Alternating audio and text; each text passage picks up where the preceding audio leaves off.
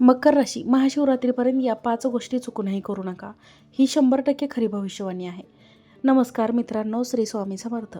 मकर राशी महाशिवरात्रीपर्यंत या 5 गोष्टी चुकूनही करू नका, नाहीतर महाप्रलय येईल. ही भविष्यवाणी हलक्यात घेऊ नका. मित्रांनो, श्री स्वामी समर्थ. कधीकधी आयुष्यात असा काळ येतो जेव्हा केलेली अगदी छोटी कृती ही मोठा परिणाम घडवते.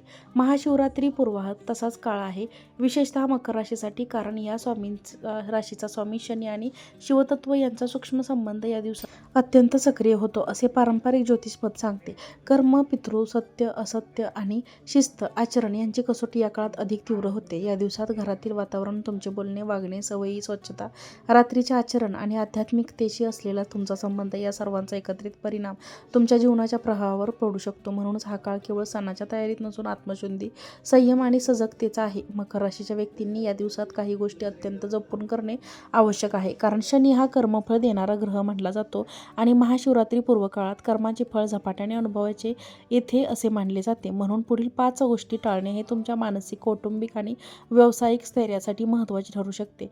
ज्यांना वाटतं की ग्रहांची हालचाल ही फक्त आकाशात घडणारी घटना आहे, त्यांनी हे लक्षात ठेवा. महाशिवरात्री पूर्व काळात मकर राशीच्या आयुष्यात कर्मफळ अतिशय वेगाने सक्रिय होत आहेत.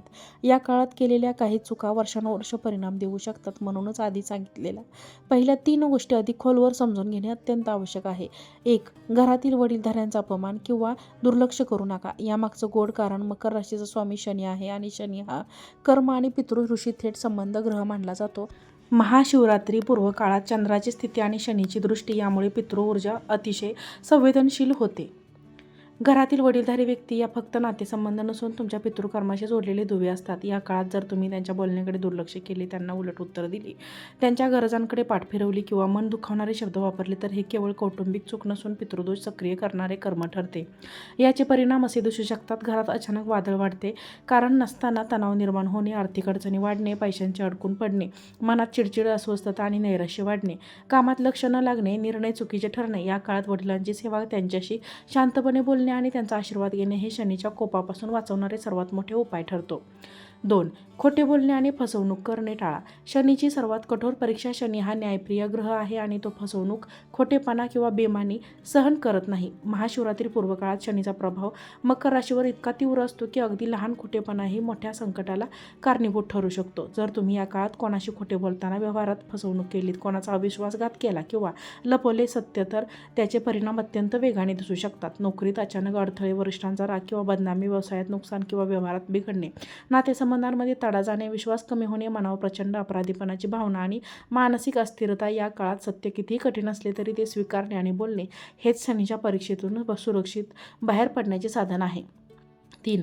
रात्री उशिरापर्यंत अनावश्यक भटकंती करू नका. राहू आणि शनीची सावली रात्रीची वेळ ही मकर राशीसाठी संवेदनशील असते, कारण रात्रीच्या वेळी राहू आणि शनीची सूक्ष्म ऊर्जा अधिक सक्रिय होते. यावेळी अनावश्यक बाहेर फिरणे, वादग्रस्त ठिकाणी जाणे, रात्रभर जागरण करणे किंवा चुकीच्या संगतीत राहणे यामुळे नकारात्मक ऊर्जा तुमच्या जीवनात प्रवेश करू शकते. याचे परिणाम असे दिसू शकतात: अपघात, दुखापत किंवा अचानक शारीरिक त्रास, चोरी, फसवणूक किंवा अनपेक्षित नुकसान, मनावर भीती, अस्वस्थता आणि नकारात्मक विचारांचा प्रभाव. घरात परतल्यावर अनाकलनीय ताण.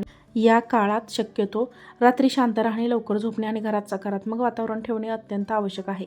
महाशिवरात्री पूर्व काळ हा मकर राशीसाठी साधा काळ नाही, हे शनीची परीक्षा आहे, जिथे प्रत्येक कृतीला त्वरित कर्मफळ मिळते. म्हणून या 3 गोष्टींचे पालन अत्यंत काटेकोरपणे करणे तुमच्या संरक्षणासाठी आवश्यक आहे. 4.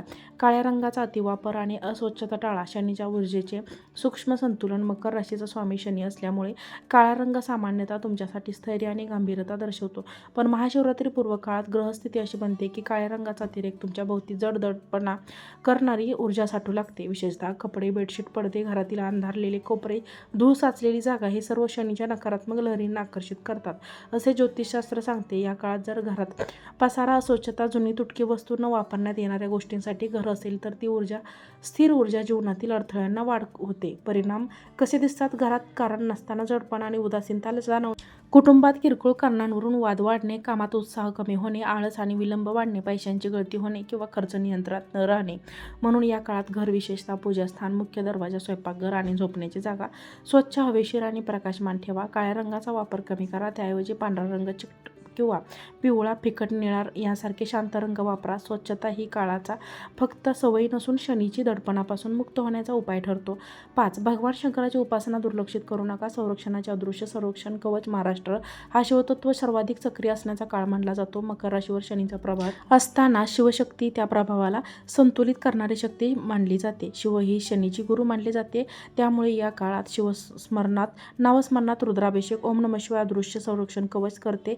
या काळात तुम्ही पूर्णपणे दुर्लक्षित केली प्रार्थना टाळी, मंदिर किंवा पूजास्थळाकडे पाठ फिरवली तर मानसिक अस्थिरता, निर्णयामध्ये गोंधळ, अडथळा वाढू शकतात. परिणाम असे दिसू शकतात: मनात सतत चिंता आणि असुरक्षिततेची भावना, कमी अडकणे किंवा वारंवार विघ्न येणे, नातेसंबंधांमध्ये गैरसमज वाढणे. संध्याकाळी 5 मिनिटे शांतपणे बसून ओम नमः शिवाय जप करणे, शक्य असल्यास पाण्याने शिवलिंगावर अभिषेक करणे आणि महाशिवरात्रीपर्यंत प्रत्येक सोमवार शिवपूजा करणे हे उपाय शनीच्या तीव्र परिणामांना सौम्य करण्यास मदत करतात. असे मानले जाते, महाशिवरात्री हा फक्त धार्मिक उत्सव नाही, तो आत्मपरीक्षणाचा, शिस्तीचा आणि अंतर्मन शुद्ध करण्याचा कालखंड आहे. मकर राशीच्या व्यक्तींनी या काळात संयम, स्वच्छता, वडीलधाऱ्यांना सन्मान आणि शिवभक्ती यांना आपल्या दैनंदिन जीवनाचा भाग बनवले तर अनेक दृश्य अडथळे आपोआप दूर होऊ शकतात. असे मानले जाते, या 5 गोष्टी टाळणे म्हणजे भीतीपोटी जगणे नव्हे तर सजगतेचे जगणे आहे. कारण ग्रहस्थिती ही आपल्याला सावध राहण्याची आठवण करून देते. म्हणून या सूचनांकडे हलक्यात पाहू नका, त्यांना दैनंदिन आचरणात आणा. घरात सकारात्मक वाढवा आणि महाशिवरात्रीच्या दिवशी अधिक शांती, अधिक स्थिर आणि अधिक आत्मविश्वास आणि उभे राहा. हेच शनीच्या परीक्षेत यशस्वी होण्याचे खरे लक्षण आहे. तर मित्रांनो आणि मैत्रिणींनो, आजचा हा व्हिडिओ कसा वाटला ते नक्की कमेंटमध्ये सांगा आणि कमेंट बॉक्समध्ये श्री स्वामी समर्थ लिहायला विसरू नका. श्री स्वामी समर्थ.